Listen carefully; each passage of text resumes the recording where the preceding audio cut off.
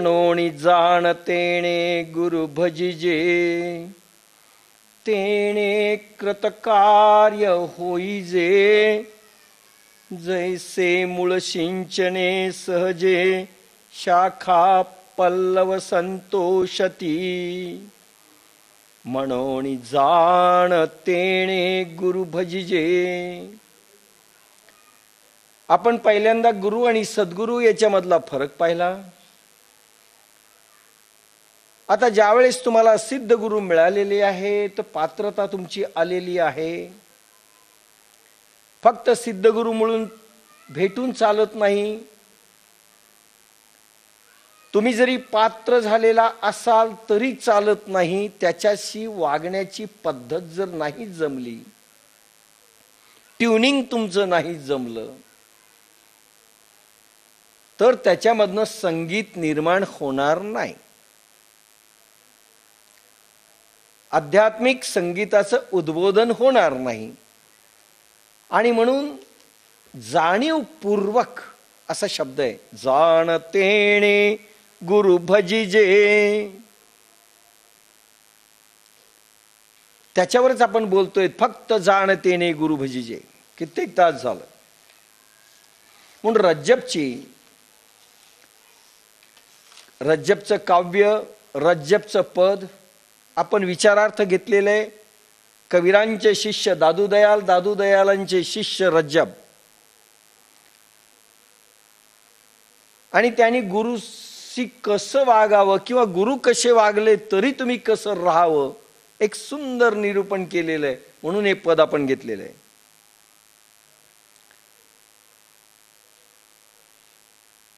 भाव भिन्न कुछ और न खोई, ता तेरे मन मारण जोई.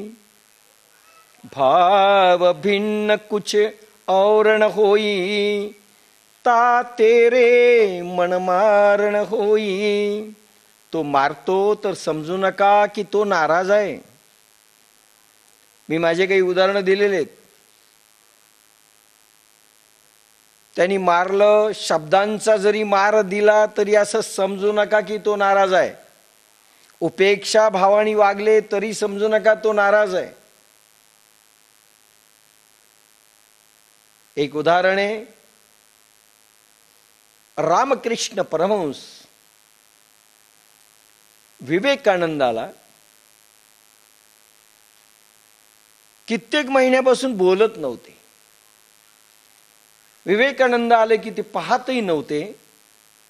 आणि विवेकानंद बसले की दुसरीकडे तोंड करून दुसऱ्यांना बोलायचं. पण विवेकानंदांना ते बोलत नव्हते.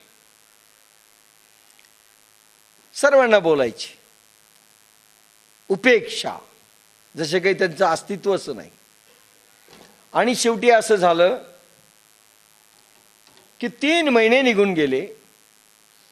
विवेकानंदांना ते बोलत नाहीये. आणि शेवटी एकदा रामकृष्ण आणि विवेकानंदांना विचारलं. कित्येक तास विवेकानंद बसून राहायचे त्यांच्या समोर.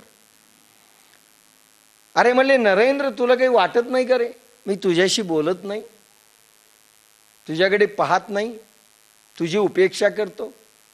विवेकानंदांनी नम्रपणे उत्तर दिलं, गुरुजी तुम्ही कसं वागता याचा विचार मी करू नये. मी कसं वागावं हे ठरवलं पाहिजे. माझं प्रेम आहे तुमच्यावर म्हणून मी येतोय. माझी सेवा करणं ही ड्युटी आहे म्हणून मी येतोय. आणि मी ती केलीच पाहिजे. मी कसूर करता कामा नये. प्रसन्न झाले गुरु. मी हेच पाहत होतो म्हणले, उपेक्षा केल्यानंतरही तुम्ही कसे वागता.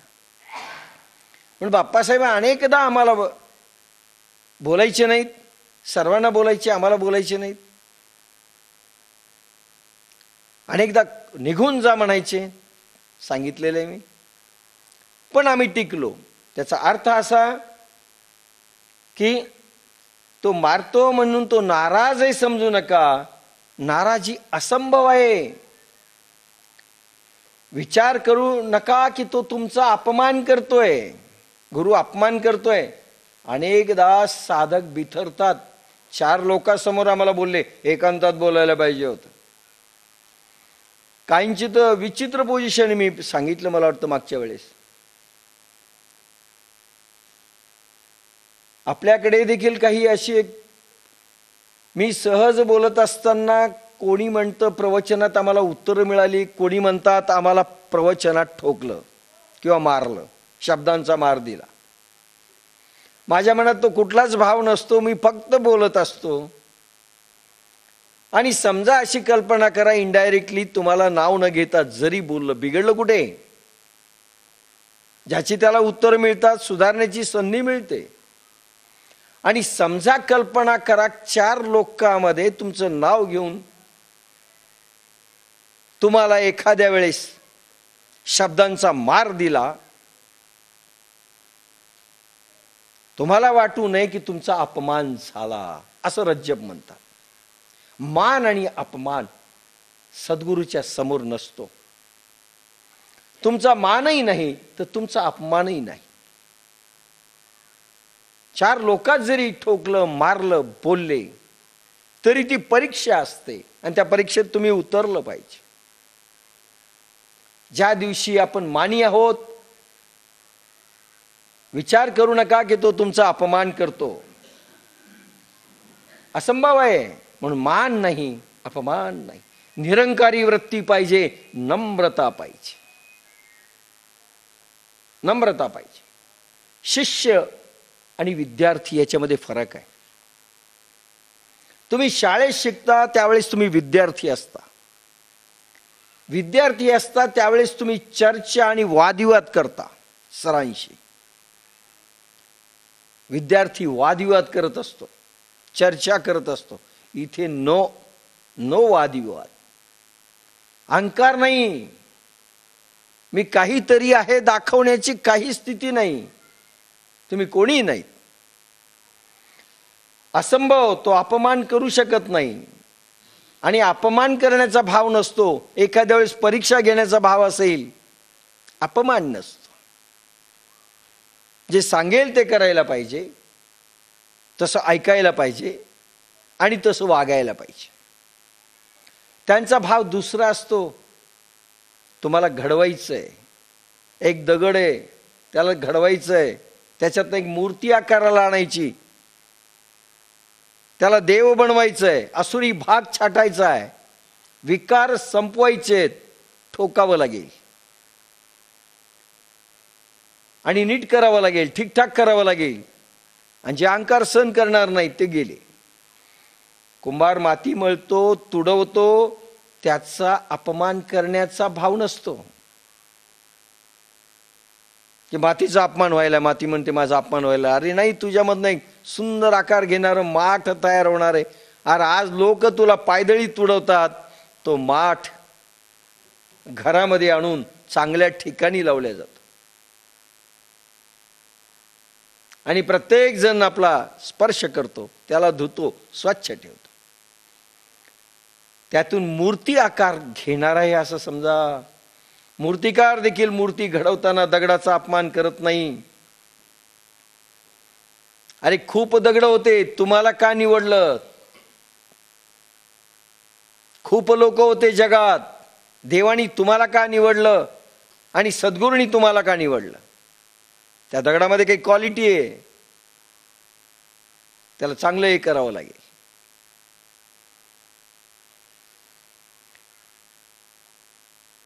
म्हणून मारावर ध्यान देऊ नका, त्यांच्या भावावर ध्यान द्या. म्हणून बाप्पासाहेब नेहमी म्हणायचे, अरे तुम्हाला इतकं मारलं, इतकं तोडलं, इतका अपमान केला, पण तुम्ही निघून गेले नाहीत, पळून गेले नाहीत, टिकले. आणि म्हणून तुम्ही कृपेसाठी पात्र झालात. हा भाव असतो त्याच्यामध्ये.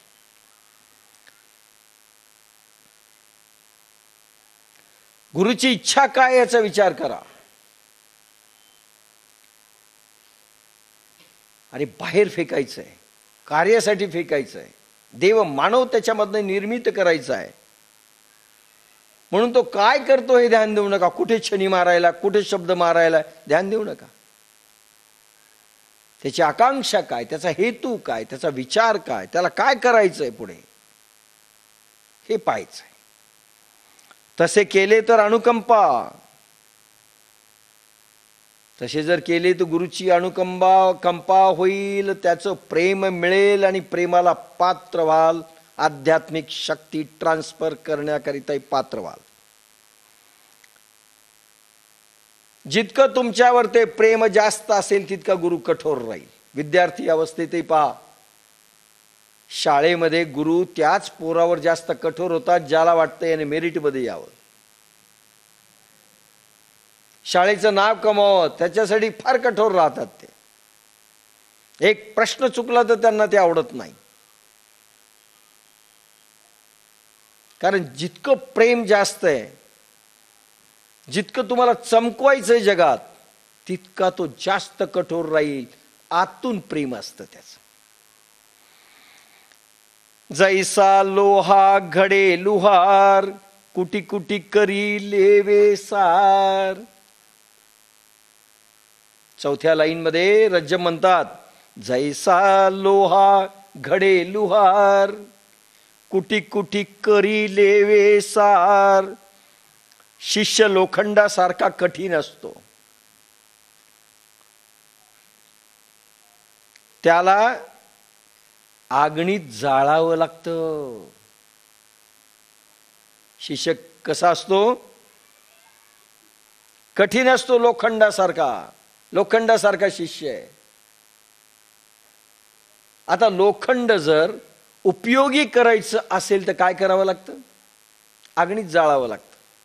नरम करायचंय, त्याच्यापासून एखादी वस्तू तयार करायची, आकार द्यायची, जी जनकल्याणा उपयोगी होईल, जनकल्याणाकरता. त्यासाठी आगणीत जाळावं लागतं त्याला.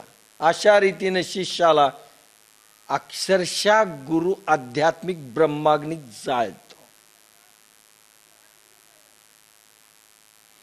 जैसा लोहा घडे लुहार, लोहार ऐरणीवर ते लोखंड तापून जसे घनाचे घाव घालतो, कुटी कुटी करी लेवे सार.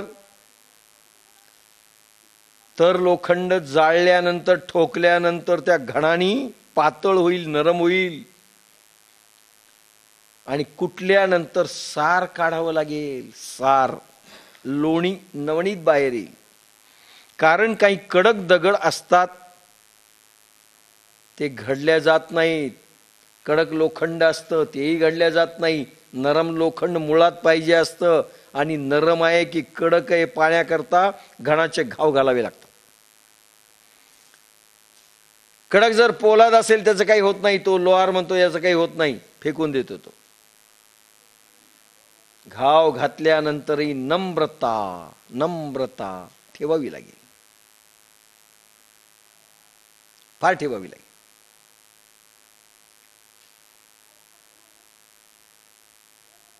महर्षी दयानंद होते, आंधळे गुरु होते. जन्मांत डोळ्यांना दिसत नव्हते, पण इतके शिस्तीचे कडक की जर का एखाद्या शिष्याने वेळच्या वेळी जशाच्या तसे जेव्हाची तेव्हा काम नाही केलं, काय म्हटलं मी? वेळच्या वेळी जेव्हाची तेव्हा जशाची तसे जर काम नाही केलं तर अक्षरशः ते रागवायचे किंवा मारायचे. 4 वाजता उठायची सर्व मंडळी, आश्रम साफ करायची.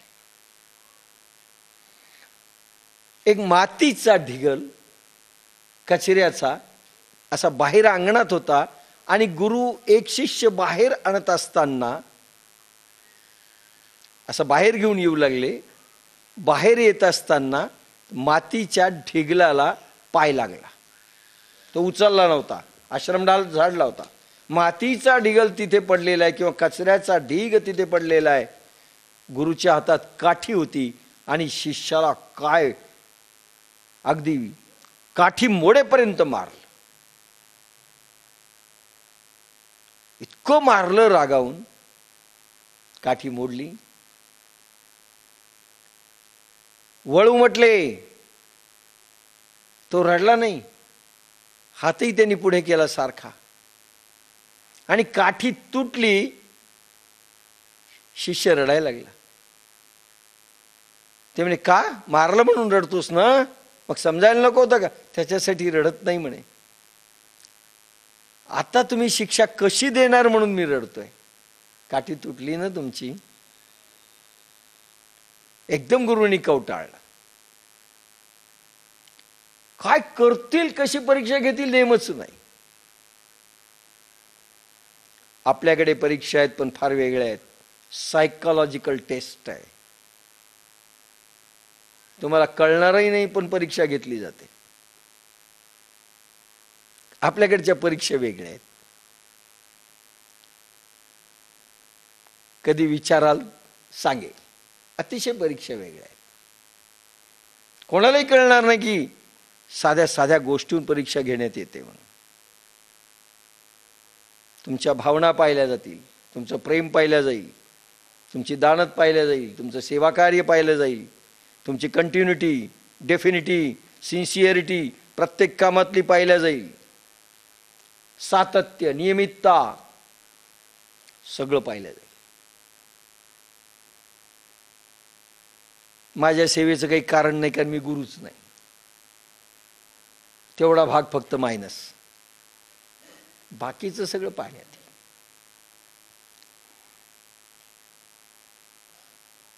काही कडक दगड असतात, काही कडक लोखंड असतं, त्यांना फेकून द्यावं लागतं म्हणून मार द्यावा लागतो.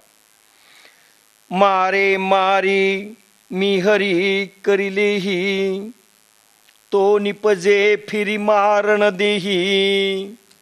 एका हाताने तो मारेल, दुसऱ्या हाताने तो अनुकंपा दाखवणार आहे. एका हाताने तो बोलेल, तोडेल, मारेल, पण दुसऱ्या हाताने अनुकंपा.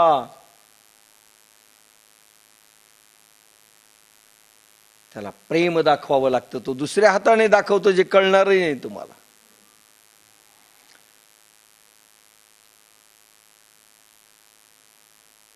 आणि तुम्हाला मारल्यानंतर त्याच्या हृदयाला वेदना होतील की मी मारलं त्याला. बाबासाहेब घळघळा रडायचे पुष्कळ वेळेस. सोमानी तुम्ही किती सहन केलं रे, आणि काय आम्ही दिली तर म्हणायचे तुम्ही किती दिलं आजपर्यंत. शेवटच्या वेळेस मला म्हणाले, मी काही पैसे नेऊन ठेवायचो त्यांच्या चरणावर नेहमी प्रत्येक वेळेस. सोमानी किती देणार. तूप घेऊन जायचो, गहू घेऊन जायचो, अनेक वस्तू. कळंबरकर साक्षी आहेत. अरे मला नकोय रे, तुम्ही किती देणार मला. खूप दिलंस. म्हणलं बाप्पासाहेब तुम्ही जे दिलंय ना, आम्ही काही भरपाई कधी करू शकणार नाही. तुम्ही म्हणू नका आम्ही काय दिलं आणि काय देत आहोत. कारण त्यांची मेहर नजर असेल. एक दाना टाकला तर त्या दिव्य शक्तीला 1000 दाणे कंसामधून द्यावे लागतात, लक्षात घ्या. पण दाना टाकणाऱ्यांचा भाव कसा आहे पाहिला जात, हे नक्की मात्र. त्याची मेहर नजर असेल.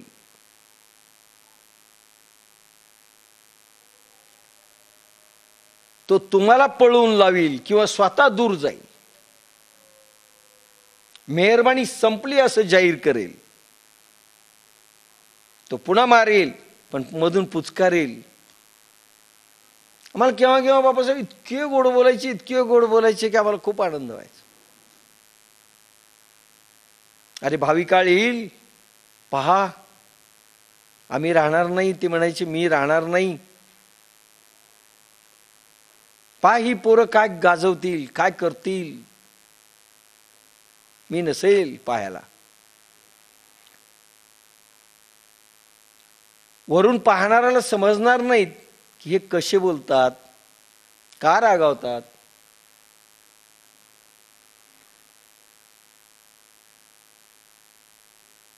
आर्य चाणक्य, त्यांच्या आश्रमामध्ये चंद्रगुप्त मौर्य होता. अनेक शिष्य होते. आर्य चाणक्य कठोरतेने शिक्षण घेतलं. मी अनेक तुम्हाला उदाहरणं त्यांची दिली. सकाळी 4-5ला उठल्या, 4ला उठून सगळं कामं करावी लागायची. साधना, नंतर अभ्यास, असे आखून दिलेलं होतं. 10 पर्यंत हे चालायचं. 10-11 नंतर मात्र शेतात नांगर किंवा आवतावरते त्यांना जायला लागायचं.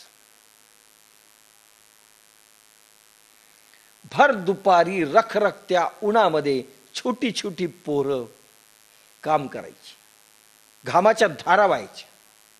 ज्या वेळेस आजही आपण आराम करतो, शेतकरी 12 वाजल्यानंतर काम करत नाही. तो एका झाडाखाली जेवतो आणि विसावतो. आता झाडं राहिले नाही, आता झोपडी किंवा काय असेल त्याचं शेड, त्याच्यामध्ये तो थांबतो, उन्हात काम करत नाही. आणि भर उन्हामध्ये घामाच्या धारा पोरांच्या व्हायच्या. पोरं काळी व्हायची, खूप त्रास व्हायचा त्यांना. आणि 4 वाजल्यानंतर पुन्हा दुसरी कामं सुरू. त्यांना काही लोक पाहायला आल्यानंतर त्यांना कीव आली, किती कठोर माणूस आहे हा. अरे चाणक्यांना काहींना गाईडलाईन दिली, अहो ही कामं सकाळी तरी करून घ्या, दुपारी त्यांना अभ्यास करू द्या सावलीमध्ये. तुम्ही हे का करून घेता? अरे चाणक्य हसले. अरे त्यांनी सांगितलं, उन्हात पावसात ही तापली पाहिजेत, ही टिकली पाहिजेत, कारण मला देश उभा करायचा आहे. संकटाशी झुंजणारी पोरं उभी करायची, म्हणून मी आजच तापवतो यांना. पोरांना वाटलं असेल ना, काय कठोर ही माणसं. पण त्याच्यातनं चंद्रगुप्त मौर्य उभा झाला. आणि माहिती आहे तुम्हाला, आर्य चाणक्याच्या काळातला वैभवशाली इतिहास चंद्रगुप्त मौर्यांनी निर्माण केला. समजणारही नाही इतकं कठोरतेने ते का वागतात.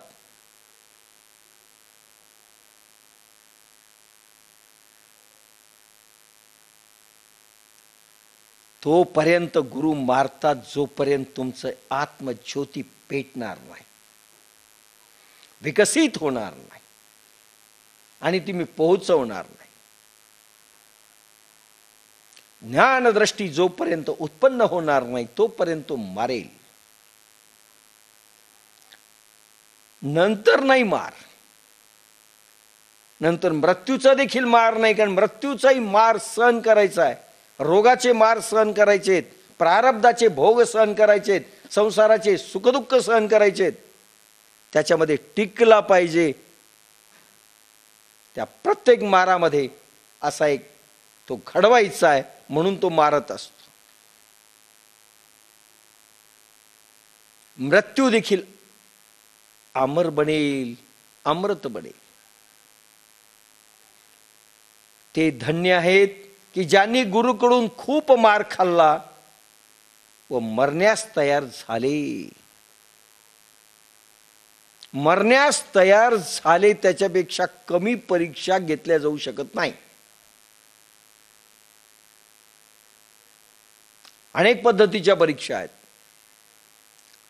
सर्वस्वाचं समर्पण आणि त्याग, ती परीक्षा घेतल्या जाते. जाणतेने गुरु भजिजे. का असे वागतात? कोणता भाव आहे?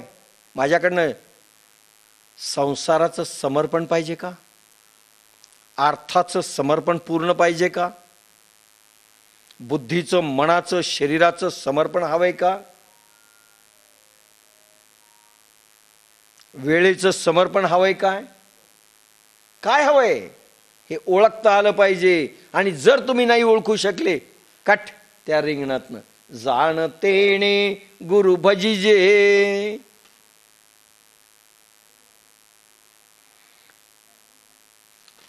पुढची ओळे, जूसाठी संपुट मे आणि सुगी करे तिरगर पाणी, जो साठी संपुट में आणी.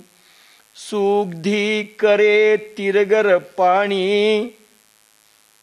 तुमचे बाण वाकडे तिकडे आहेत, सरळ नाहीत. ते बाण सरळ झाले पाहिजेत. गुरु सरळ बाण करतो तुमचे. तुमचा नेम बरोबर नाही. काल पृथ्वीराज सिरियल पाहिली असेल, चुकून पोरं पाहतील. पृथ्वीराज सिरियल मध्ये पृथ्वीराज ज्या वेळेस वडिलावर आक्रमण होतं, वडिलावर त्या भीमराजाचं, आणि त्याला कळतं गुरुच्या आश्रमात असताना गुरु फार कठोर दाखवलेले. बहीण राखी बांधायला येत नाही म्हणून नाराज झालेले, आणि गुरु म्हणतात तुझ्या वडिलावरती आक्रमण झालेलं आहे. आणि त्यावेळेस हा तलवार आणि धनुष्य बाण घेऊन निघतो पृथ्वीराज. पोरही त्याची निघतात लहान लहान, आम्ही युद्धाला जाऊ, आणि गुरुच्या पाया पडायला जातात. त्यावेळेस गुरु थांब म्हणतात. युद्ध सोपं आहे का? मग ती अशी एक पाटी असते, त्याच्यावर उभा करतात. धनुष्यबाण त्याच्या हातात असतो. गुरुनी बरोबर एक त्या अर्जुनासारखा पक्षी तयार केलेला असतो.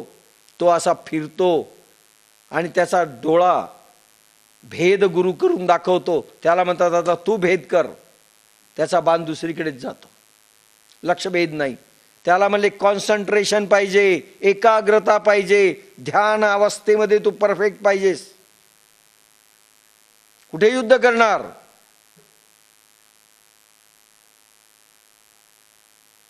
इतकं लक्ष असतं. म्हणून बाण वाकडे तिकडे चालवता येणार नाहीत, सरळ गेला पाहिजे. एकाग्र चित्त साधनेमध्ये होत नाही. गुरु नाही बोलणार, म्हणेल तो तुम्ही चरवंतर पण केलं नाही, पुन्हा पुन्हा तेच, तेवढं सोडून बोला. तुमचे बाण वाकडे तिकडे आहेत, सरळ नाहीत. लक्ष भेदाला सरळ बाण पाहिजेत. तुमच्या चाली तिरकस असतील, तिरक्या चालीचे लोक पाहतात एकीकडे, बोलतात एकीकडे, चालतात एकीकडे, भेद एकीकडे, टाउंटिंग एकीकडे, लेकी बोले सुने लागे. कारण अनंत जन्मापासून सरळ आपण चाललोच नाहीत.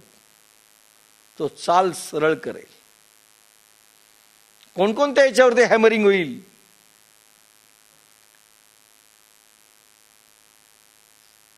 म्हणून काय करावे असा पक्का निर्णय झाला नाही आपला. काय करावं, हे करू का ते करू का ते करू. मला बाबासाहेब नाही म्हणायचे. मी काव्य लिहायचो, लेख लिहायचो, संगीत, बासरी, वादविवाद स्पर्धा, भाषण. शेवटी बाप्पासाहेब म्हणायचे कुत्र्यासारखं इथे तोंड घाल, तिथे तोंड घाल, तिथे तोंड घाल. अरे एक कर रे, अरे हेच कर ना. आता भाराभर चिंध्या.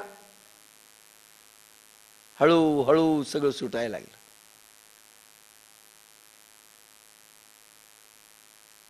कारण आपण निर्णय करत नाहीत. निर्णय झाला नाही, आपण करतो एक, सांगतो एक, सांगतो दुसरं, आणि डोळे आपले तिसरेच सांगतात. लबाड माणसं कशी असतात? मी शपथ सांगतो पण डोळे दाखवतात की हे लबाड बोलायला. मी शपथेवर सांगतो, तुझी शपथ, मेलं तर मेलं ते समोरच.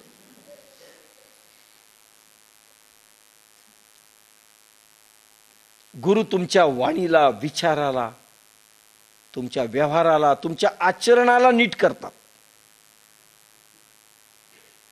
कसं बोलावं? बाप्पासाहेबाला अरे आम्ही सरळ काही थोडंसं बोललं की धरायचीच ते आम्हाला, आणि नेमकं चुकायचं त्यांच्या पुढे बोलताना. सोमाणी 15 मिनिटं बोल म्हणायचे, कशावरही उभा राहून, आता त्यांच्याच समोर. आणि बोलता बोलता काहीतरी चुकायचं. मूर्ख कुठचे असं बोलत असतात. ग्रामर समजत नाही, बोलता येत नाही धड. वाणीला कसं बोलावं? ताड बसलं की म्हणायचे पान माजल्यासारखे बसलेत. कुब्बड काढून बसतात, असं बसत असतात, फारच कठीण, रग्गेल सारखे बसले. कशाचा गर्व आला रे तुम्हाला, काय फार कठीण. गुरु तुमच्या वाणीला, विचाराला, आचरणाला नीट करतील. एक हात पश्चिमेकडे, दुसरा उत्तरेकडे, एक पाय उत्तरेकडे वगैरे, अशा रीतीने चारी धामाच्या यात्रा एका वेळेला निघता. आपण चारी धामाच्या यात्रा एका वेळेला करतो ना, एक पाय उत्तरेकडे, एक पाय दक्षिणेकडे. आपले अध्यात्म असं आहे. नाही आज बद्रीनारायणला जायचं ह्यावेळेस, आणि 4 दिवसांनी नाही हो वैष्णवी देवी, पुढं असं चढ जमणार नाही म्हणतात. वैष्णवी देवी. एक म्हणतं नाही काश्मीर, काय काही धड नाही. कर्मकांडातही असं. सोमवाराला भगवान शंभू की जय. आपल्या सगळ्या अध्यात्माच्या यात्रा, एक हात एकीकडे, दुसरा हात दुसरीकडे, पाय एकीकडे, डोकं एकीकडे, पाहणं एकीकडे, सगळं असं असतं. गुरु एका रेषेत आणील. एका खंडा खंडुनी दुर्मती पूजिती. बापासाहेबांचा अभंग आहे, आरती येती. एका खंडा खंडुनी दुर्मती पूजिती, वरवर भजती गाती रंगती गती घेती. एक अखंड परमात्म्याचे तुकडे करून वेगळे परमात्मा आहेत असं दाखवून त्यांच्या अनेक विधींनी पूजा सुरू करतात. दुर्मती असतात ते लोक. असे बोलले बाप्पासाहेब की नास्तिक वाटतील की नाही? त्यांना एका रेषेत आणायचं आहे. इतके देव करू नका. 36 कोटी देवांच्या पूजा नाही आहेत आपल्याकडे. एक देव, एक देव पाहिजे. एक ग्रंथ, एक मंत्र, एक गुरु. 10 गुरु केलेत. बॉम्बेला गेले की एक दुसरा सद्गुरू आहे. परभणीला आमचे आहेत. औरंगाबादला गेले की तिसरा केलाय. असं नाही.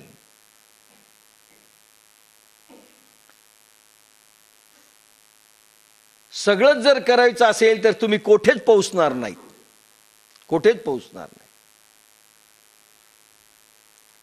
तीर्थयात्रेला जायचंय, ज्ञानेश्वरी वाचायची, दासबोध पण वाचायचंय, यज्ञ करायचाय, हवनही करायचंय, सगळंच करायचं, कुठेच पोहोचणार नाहीत.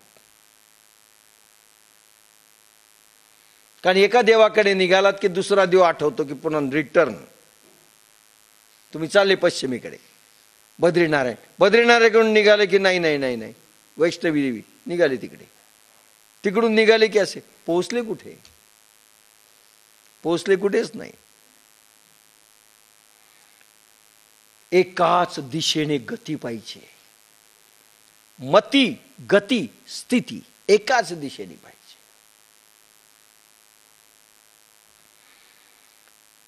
हा गुरु करेल, गुरु झोडेल.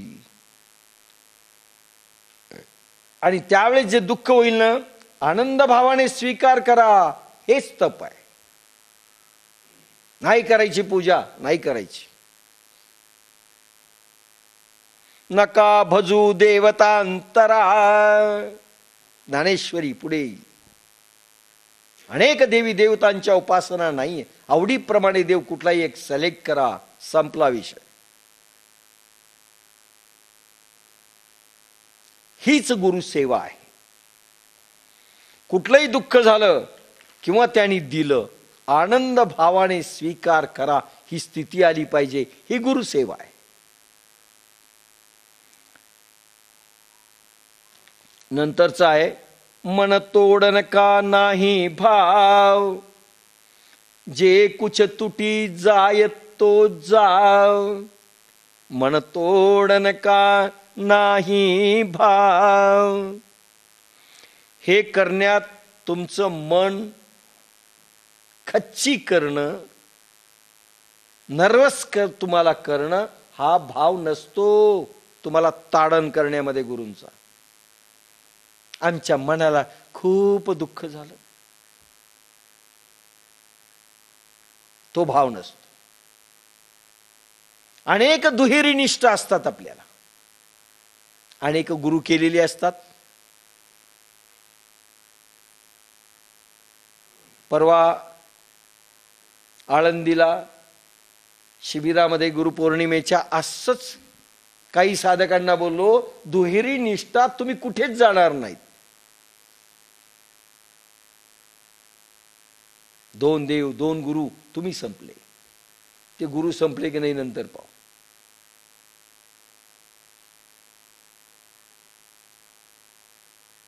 म्हणून मन खच्ची करण्याचा तो विचार नसतो, तुम्हाला पोहोचवण्याचा विचार असतो. एकाच वेळी 10 विषयांचं तुम्ही जर चिंतन करीत असाल, तुम्ही कुठेच पोहोचणार नाही. कोणताच विषय तुम्हाला आकलन होणार नाही. गणित घेतलं की भूगोल दिसेल, भूगोल दिसलं की इंग्रजी दिसायला लागलं, लगेच मराठी दिसायला लागलं, मग हिंदी दिसायला लागलं. हे पोरं सगळं फेल होतात.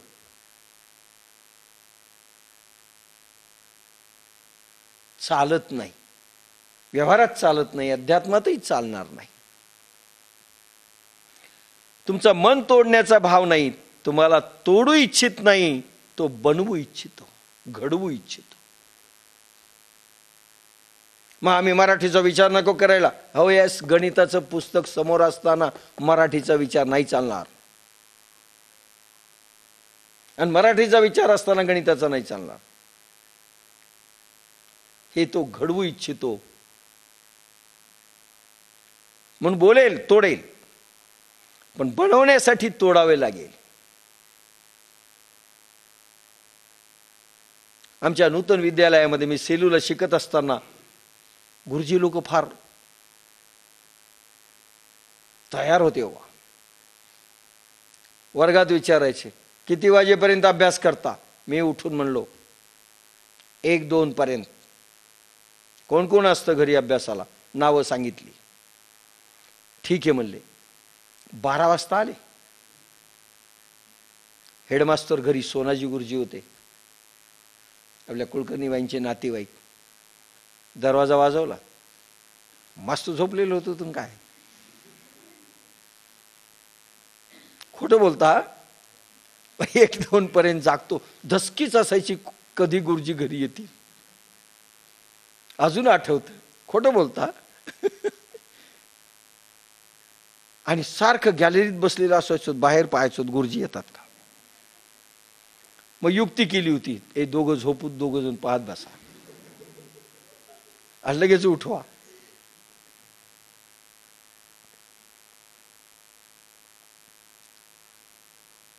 पण बनवण्यासाठी तुम्हाला तोडावं लागेल. काही तुम्हाला घडवायचं असेल ना, समजा एक मूर्ती कृष्णाच्या आकाराला आणायची असेल, आणि तोंड असं मोठं नाही चालणार, त्याला छाटावं लागेल, तोडावं लागेल, छान्या हातोडे चालवावी लागतील, ताडण करावं लागेल, आणि त्यांच्या परीक्षेत उतरावं लागेल. परीक्षा आहे. जे निक्के साधक असतील ते टिकतील, आणि जे निकम्मे असतील ते पळून जातील. खरे साधक टिकतील, आणि खोटे साधक एक हातोडा मारला की अशी कुठं असतात का गुरु, अशी कुठं परीक्षा असतात का, पळून जातील, नाही टिकणार. बाप्पासाहेबांकडचे साधक पळून जायचे, अनेक हसायचे. बाप्पासाहेब पाहिलं, चटपटे खायला आले होते, कसे पळून गेले, हसायचे. तुम्ही टिकले रे. हातोडा पाहिले की पळून जातील, एखादा दणका खाल्ला की ते पळून जातात. ते संधी घेत नाहीत की एखादी संधी अशी येईल की मेहर नजर अशी येईल की आपलं कल्याण होईल. महाराज दिलीप, सूर्यवंश रामचंद्रांचा, त्यांच्या पूर्वीच्या पिढीतले हे वंशज महाराजा दिलीप.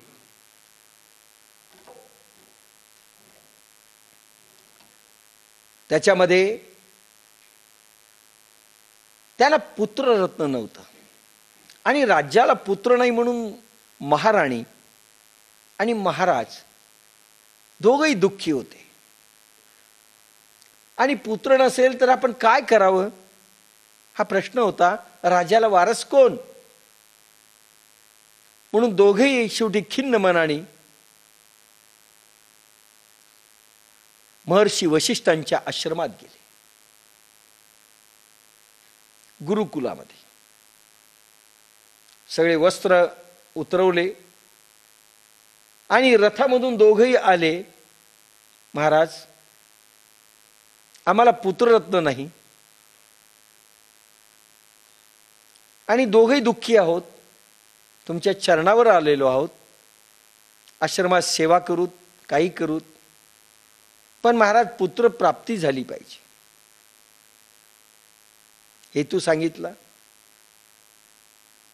ठीक आहे म्हणले, राज्य याच्यात राजाच्या ड्रेसमध्ये राहता येणार नाही, एकदम वल्कलो आश्रमातला ड्रेस घालण्यात आला दोघांनाही. राहा म्हणले. राहिले. एक झोपडी दिली.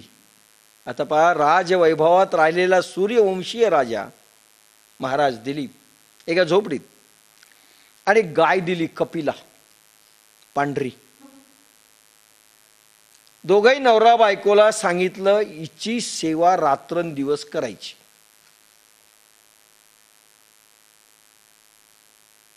मेडिकल एक्झामिनेशन नाही, टेथोस्कोप नाही, काही नाही. ही जी गाय आहे ना, हिची सेवा करायची. जर हिला काही झालं तर चांगलं होणार नाही तुमचं. ठीक आहे म्हणले. दोघं नवरा बायको रात्रभर कोणीतरी जागायचं, एक जण झोपायचं. गाय पळून गेली, एखाद्या वाघाने खाल्लं, कोल्ह्यानी खाल्लं, काय केलं तर काय व्हावं तिचं.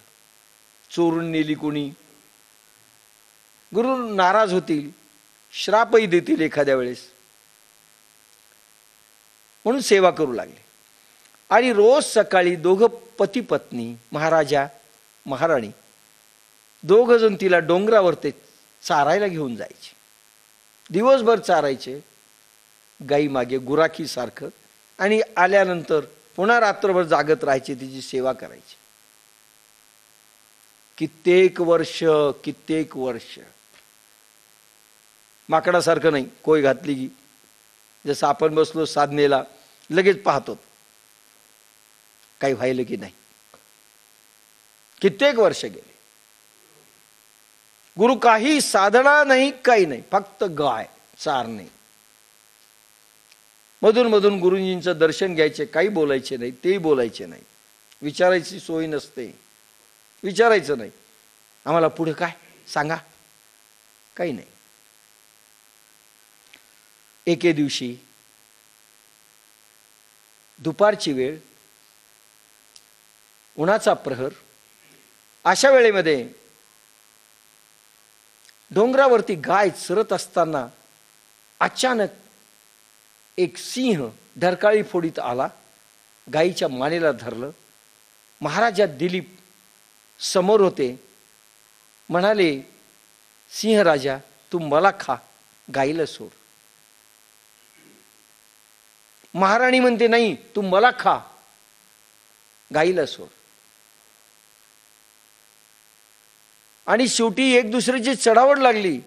ते म्हणे, राज्याकरता तुम्ही आवश्यक आहे, तुम्हाला खूप महाराणे मिळतील, मी भक्ष बनेल, गाय वाचेल.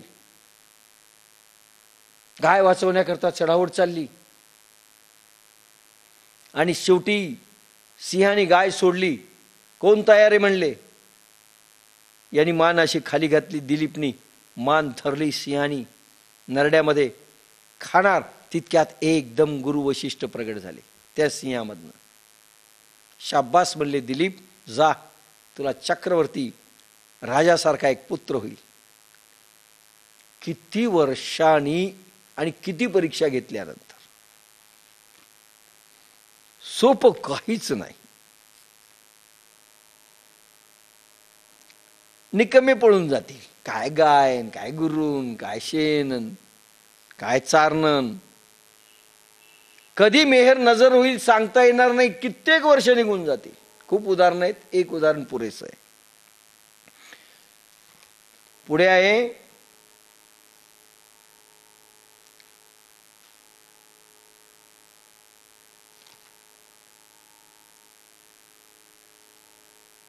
एक कबीरांचं दुआ आहे. गुरु कुंभार शिष्य कुंभ है, घडी घडी काढे खोट. गुरु कुंभार, गुरु कसा असतो? कबीरदासजी म्हणतात कुंभारासारखा. शिष्य कुंभ है, शिष्य कसा असतो? मडकं घडवतो तसं. घडी घडी काढे खोट. थोडासा केक आकार त्याचा जरा बरोबर नसेल गोल आकारामध्ये तर लगेच तो असा ठोकतो गुरु. ज्या ठिकाणी थोडासा आकार बेडब असेल त्या बेडपपणाला ठोकतो. अंदर हात सवार दे, बाहर मारे चोट. मधून हात देत असतो पा आणि वरून ठोकत असतो. असाच गुरु करत असतो. आतून प्रेमाचा हात, करुणेचा हात, दयेचा हात, हा त्याचा आतून असतो, पण बाहेरून मात्र तो ठोकतो. गुरु जवळ राहणे म्हणजे प्रयोगशाळेत राहणे आहे. प्रयोगशाळेत तुमच्यावर प्रयोगच करण्यात येतील. उंदरावर जसे प्रयोग करतात ना, अन्न द्यायचं, अन्न न द्यायचं, कुठं हे करायचं, कुठं उपाशी ठेवायचं आणि त्याच्यावर निष्कर्ष काढायचे. तुम्ही प्राणी आणि गुरु प्रयोगशाळात तुम्हाला घालतो. काही लोक आपल्याला आवडणारे शब्द गुरुनी नाही वापरले की पळून जातात. तुच्छ माणसे धैर्यवान नसतात. येथे धैर्यवान पाहिजे, टिकलं पाहिजे, टिकलं पाहिजे.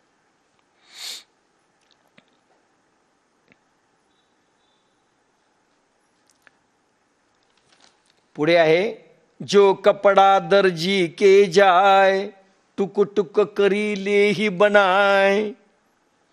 जो कपडा दर्जी के जाय, दर्जी शिंपी. कपड्याला आकार देण्यापूर्वी दर्जी तुकडे करतो. टुक टुक. पॅन्ट तुमची समजा करायची असेल तर त्याला आकार द्यावा लागेल ना. न्यारो, वरून थोडीशी जास्त जाड, नाही तुम्ही परत नेऊन फेकता. ब्लाऊजची फिटिंग बरोबर नाही, पुन्हा तो कापतो. तुमचा शिष्य बरोबर नाही म्हणण्याच्या पूर्वी तो दर्जीचं काम करतो, कापायचं. कर कर कर. शिष्याला कपड्याला आकार देण्यापूर्वी दर्जी तुकडे करतो, मग त्या ढंगाने जोडतो. आधी तुकडे करायचे, मग एक एक तुकडा जोडायचा. खालचा तुकडा कोणता, वरचा कोणता, कंबरपट्ट्याचा कोणता, असे तुकडे. कारण आपले अंग चुकीच्या ढंगाने जोडल्या गेलेले, ते तो कटकुट करून वेगळ्या रीतीने जोडतो. पाय पाहिजे तिथे आपले हात आहेत, डोकं पाहिजे तिथे अजून काही आहे. आपण म्हणतो काही डोकं नाही तुला, काही डोकं नाही. मन पाहिजे तसं मन आहे का? आपल्याला कॉन्सन्ट्रेटच होत नाही. मन आहे का? चुकीच्या ठिकाणी चुकीच्या ठिकाणी मन लागलंय. पिक्चर मध्ये मन लागलंय, चुकीच्या ठिकाणी जोडलं गेलंय. आपले सगळे पार्ट ज्या ठिकाणी जोडायला पाहिजे त्या ठिकाणी दुसरीकडे जोडलेले असतात. पाय पाहिजे तिथे हात आहे, तर हात पाहिजे तिथे डोकं आहे. डोक्यामध्ये काम आणि वासना चालते. त्यावेळेस यौन केंद्र डोक्यात घुसलेलं असतं.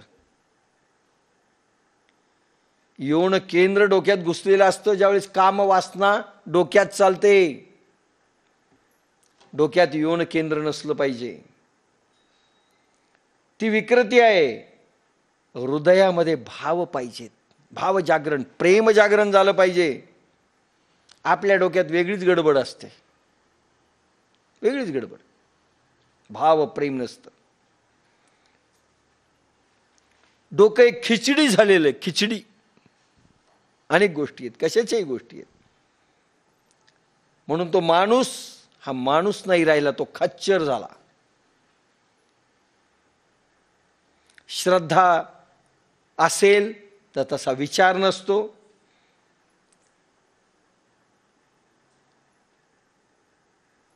विचार असेल त्याला आम्ही श्रद्धा म्हणतो.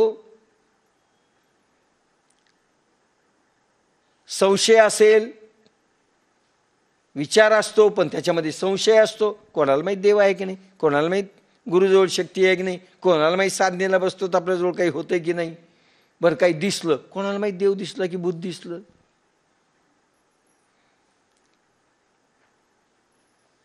प्रेम हृदयात पाहिजे, बुद्धीमध्ये नाही.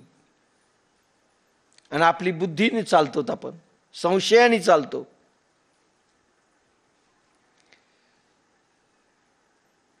जे जशी गाडी चालायला पाहिजे तशी गाडी चालत नाही. ती गाडी नीट वळणावर आणण्याकरता गुरुला काम करावं लागतं. सद्गुरु सर्जन आहे. ज्या ठिकाणी तुमचं हाड वेगळ्या ठिकाणी जुडलंय त्याला तोडून तो ठीकठाक करतो, ऑपरेशन करतो. आपण कुठेही जोडतो हाड, कारण आपण अज्ञानी प्रयोग करून घेतलेले आहेत स्वतःवर.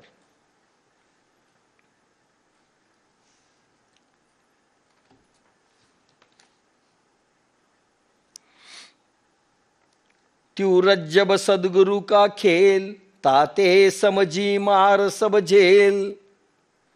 त्यूरज जब सद्गुरु का खेल, ताते समझी मारण सब झेल. सद्गुरु मारेल त्याला खेळ समजा, हसत हसत झेला, सहन करा. गंभीर जर झाले, का मारलं आम्हाला, का बोललं, गंभीर झाले. काही लोक उदास होतात, भकास होतात, आज का बोलले. अरे हसत राहा, बोललं तरी हसत राहा. काही लोक गंभीर होतात, रडायला लागतात, आमचं काय चुकलं.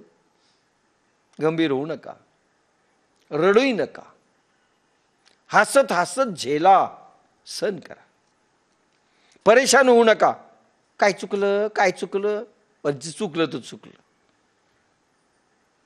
दुरुस्त करा हसत खेळत. ऑपरेशन त्याला पूर्ण करू द्या गुरुला. बस झालं बस झालं, एवढं चिरलं ना, बस झालं, समजलं आम्हाला. अरे ते पूर्ण दुखणं गेलं नाही ना. मधूनच पळाले तुम्ही तर जास्त जखम चिघळेल तुमची. बस झालं, आता जास्त बोलू नका, आम्हाला समजलं. काही समजलेलं नसतं. सद्गुरूकडे एकदा आल्यानंतर वापस जाण्याचा उपाय नाही, सगळीकडून संपले. असं म्हणतात देव नाराज झाला तर सद्गुरू सांभाळून घेतो, पण सद्गुरू नाराज झाले तर देवही हाकलून लावतो. लक्षात घ्या काय म्हणलेले वाक्य.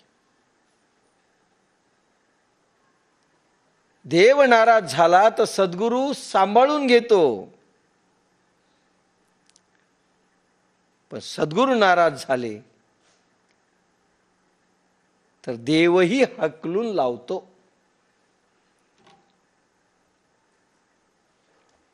उपाय नाही एकदा गेल्यानंतर परत फिरण्याचा, दुसरा गुरु पाहू नो. सद्गुरू सद्गुरूचे संबंध जोडले तर पूर्ण अंशाने जोडा, पूर्ण रीतीने जोडा, अर्धवट ठेवू नका. जाणतेने गुरु बजिजे, पूर्ण विचार करून या आणि संबंध जोडा, शंका ठेवू नका मध्येच. आतमध्ये काही दाबून ठेवू नका, मनामध्ये काही एक आणि बाहेर एक. काही लोक लबाड बोलतात. पूर्ण चरित्र किती वाईट असो ते स्पष्ट सांगितलं पाहिजे. स्वतःचे लॅक्युना, स्वतःच्या कमतरता, स्वतःचे भावभावना, काय वाईट चांगल्या स्पष्ट सांगितल्या पाहिजेत. आत काही झाकून ठेवू नका, पूर्ण अंशाने जोडून राहा. मधून पळणे खतरनाक होईल तुम्हाला. मधून पळून जाणे ईश्वर भयानक हाल करतो.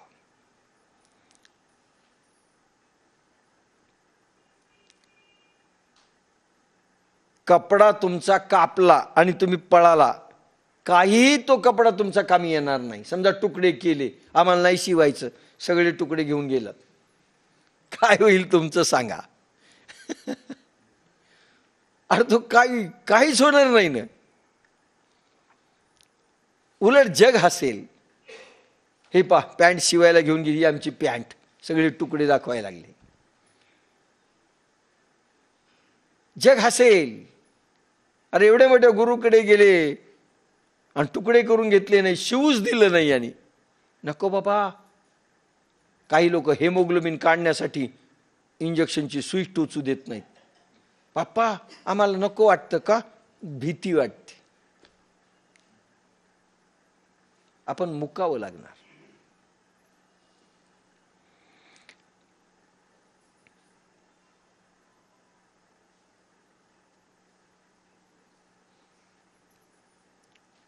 जग असेल. गुरु आणि शिष्य ह्या दोन शाखा आहेत, त्या बरोबर जोडल्या गेल्या पाहिजेत. दादू दयाल गुरु सो मेरे सिरमोर.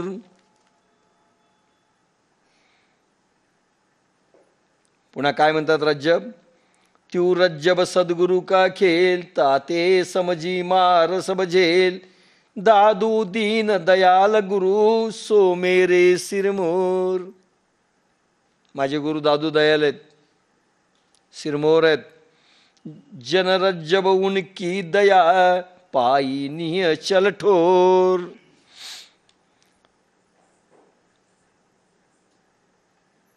सिरमोर दादू दयालचं कृपा छत्र माझ्या डोक्यावर आहे. स्वतःच्या डोक्यावरची पगडी, टोपी, पटका काढून फेकलाय. गुरुचं छत्र माझ्या डोक्यावर आहे. बाशिंग स्वतःचं काढून टाकलं आणि दीक्षाच तशी झालेली. रज्जब घोड्यावर होते, वरात चालली.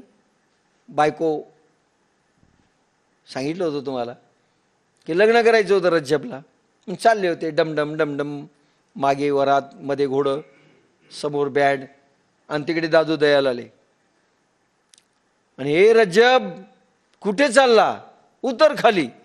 एकदम रिकामी म्हणून उडी टाकली की रज्जब यांच्या मागे लागले. ती बायको गेली, लग्न गेलं, वरात गेली, सगळे गेले. चालले आणि खऱ्या बायकोच्या शोधात निघाला, दैवी शक्तीच्या शोधात निघाला. खोटी बायको, टेम्पररी बायको दिली सोडून. गुरु आणि शिष्यामधलं भावनात्मक अंतर कमी करा.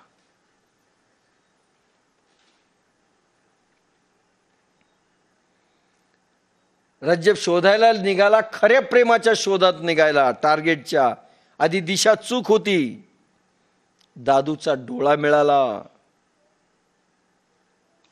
प्रेम फलित झालं. दादू दीन दयाल गुरु सो मेरे सिरमोर. जन रज्जब उनकी दया, पाई नियशल ठोर.